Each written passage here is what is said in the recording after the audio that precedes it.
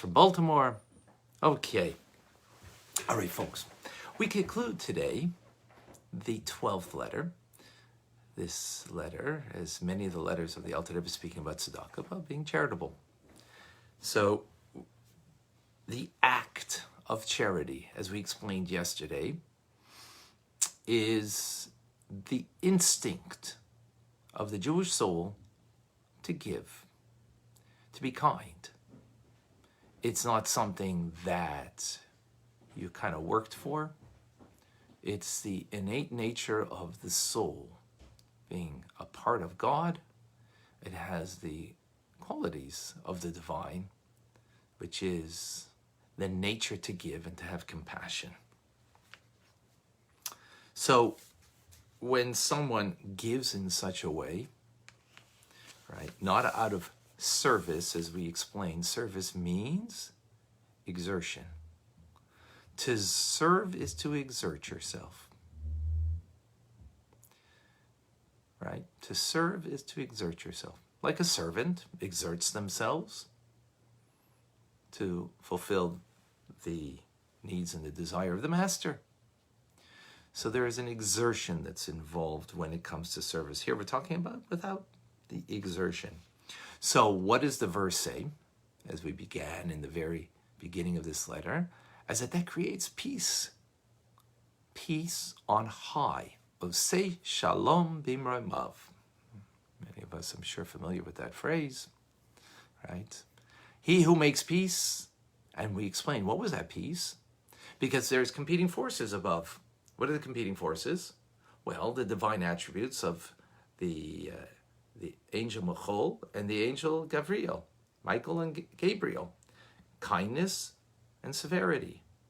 And God, because of the infinite light of God, creates a inclusionary light that envelops both opposing forces. Because kindness means the desire to give without boundaries, without restriction.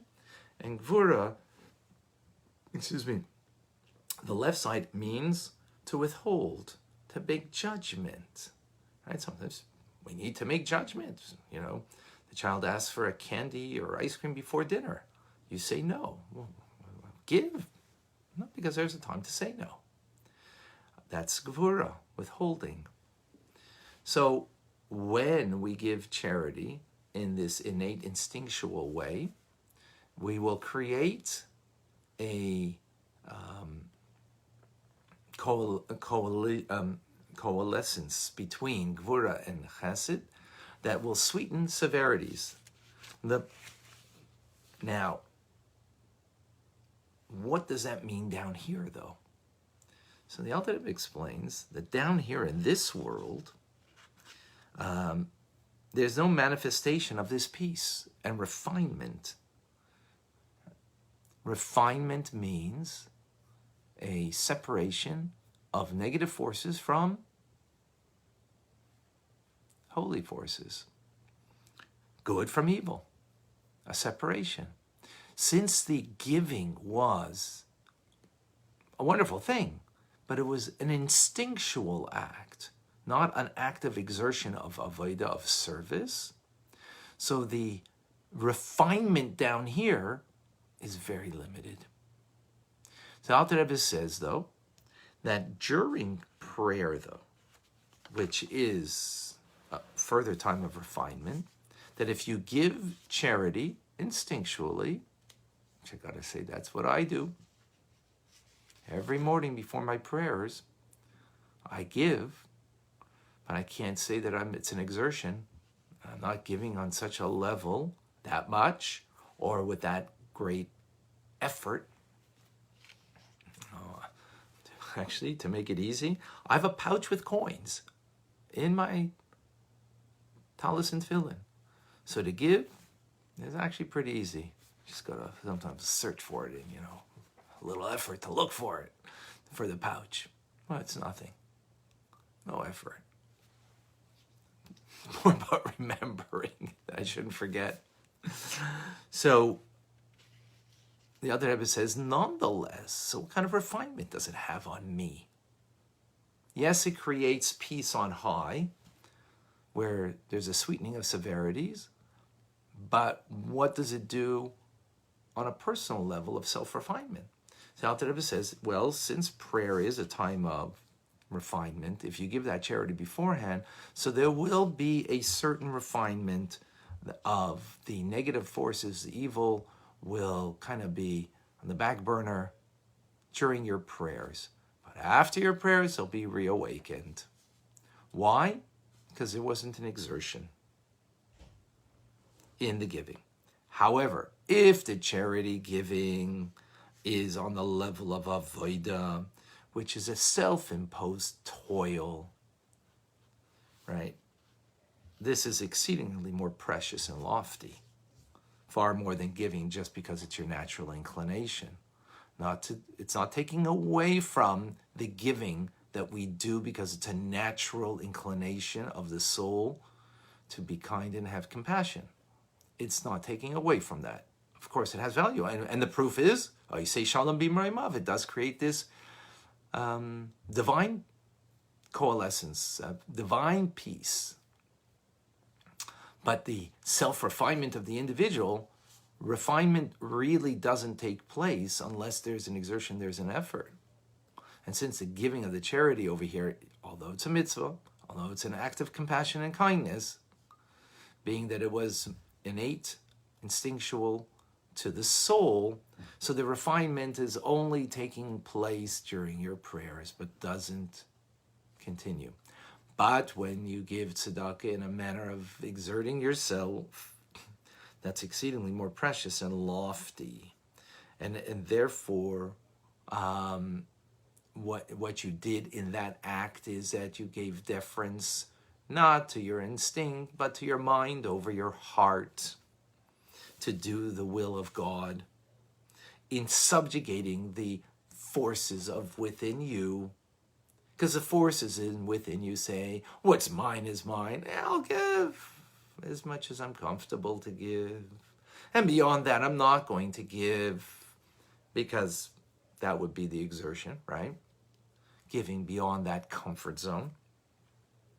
So when you're able to subjugate and give beyond that comfort zone, subjugating the negative force from within you before your prayers, then when you come into prayer, the subjugation of the negative forces of darkness will give way to light, and that light will not be easily removed after your prayers. Because of the exertion in the giving, then afterwards the negative forces within us will not be reawakened easily in and of itself, of course, unless you do reawaken it, right? Sort of willfully. But in other words, that giving of charity is, as the verse then says, creates surety and quietness. Quietness and surety. Hashket vavetach. Forever. Ad olam. Meaning, the reward of the avodah, of the service, of the exertion of giving charity is an eternal quietness and surety. Meaning that the refinement of yourself in the act of giving will be that you separated, because in the act of giving you separated any negative force within you, because you gave beyond your comfort zone. You gave in a way that you've subjugated your any negative force from within. And giving, since you gave in such a way, that will have a lasting effect that the dregs, the metaphor is, the word hashket, which quietness, is also from the root word that he rests shoket on his dregs, meaning the dregs, like in the wine barrel, there's the dregs, well, they get completely separated and they go down to the bottom. And they remain there in the bottom, unless, of course, you stir up the barrel, right? So unless you stir up yourself to bring back the dregs, what will happen when you give charity in such a way that it will remain at the bottom? In other words, the dregs of life, the negative forces in us, will remain at the bottom, will not be there. They're still there. We're not righteous. You know, it's not like we've transformed them completely, but they will not, they'll be separated, and and therefore they will not easily be able to affect us throughout our day. Wow, that's pretty awesome, that you can give charity in a way that moved you out of your comfort zone, that there was an exertion in that giving. You felt it. You felt the pinch. You felt the pinch. And you gave. What led you to do it? Divine service. To serve God. Because the other form of giving, although it's a mitzvah, although you've accomplished, it's not that you haven't accomplished, Yalta Rebbe says, you've accomplished. Or you say, Shalom Bimrei Mav, you've created a peace on high. And even during your prayers, if you gave that tzedakah before prayer, you've also accomplished that you have allowed your prayers to be a more refined prayer. But it doesn't have a lasting effect, because the lasting effect can only be when I do something, when I'm engaged in my mitzvah of giving in a way that there's the effort, the exertion beyond the nature of my soul to be compassionate and kind and give in such a manner it'll have a lasting effect. That's quite something that we can have in our lives, that we can have a day that negative forces will not be upon us. All right, folks, any questions, any comments? I hope that's clear. Again, I must confess that my giving on a daily basis before prayers is not in such a manner. I give instinctually. I don't give above and beyond comfort zone. All I got is a bunch of coins. But, you know, something I got to work on. We all can work on. Diane, good morning. Julie from Florida, welcome. Eric from Detroit, Boker Tov. Mark from Santa Rosa, Boker Tov. Una from Iowa. Imar from Germany, but his heart is in Jerusalem. Well said. Andrea, good morning to you in New Jersey. Laura from Nashville, Tennessee, Boker Tov. Catherine.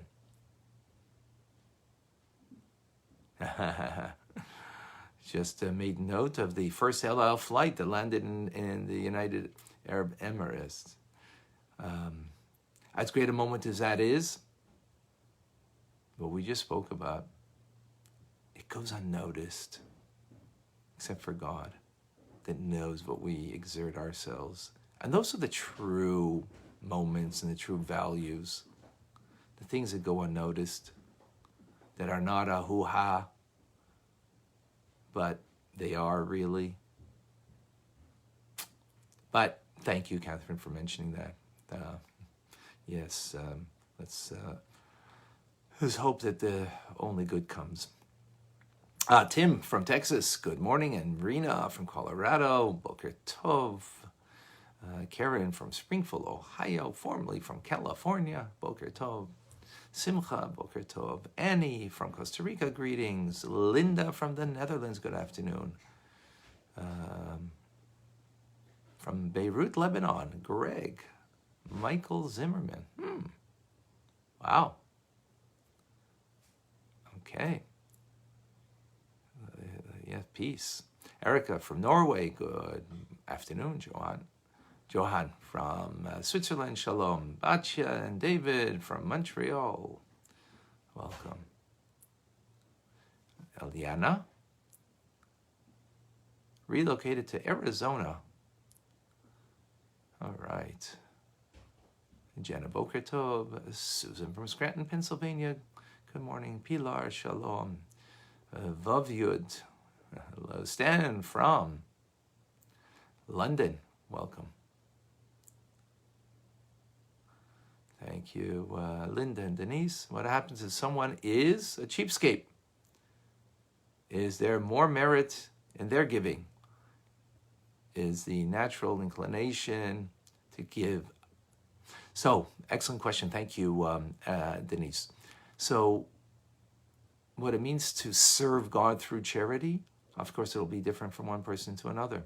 For one person, giving $1, another person $5, another person $500. Well, and of course, given what the situation is, and so on. Omar from Miami Beach, good morning.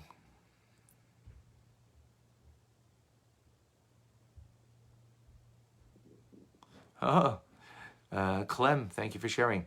Thanks to these classes, I started donating Tanya Svarim books in Brisbane to the local public libraries. Wow, amazing. Kol hakavod. Thank you. Thank you, Mickey Sui. I don't know, I'm pronouncing that not right. Oh, Laura from Tennessee. Scotty. Okay. All right, folks. Sharing is caring. Part of a charity is not just money. Giving what you have and someone doesn't else have. And you know what someone else doesn't have? Many people don't have is Tanya. What an important act of charity. And this might be beyond your comfort zone because it's kind of making a statement. Whether you're Jewish or not Jewish, sometimes if you're Jewish, it's even harder. Oh really?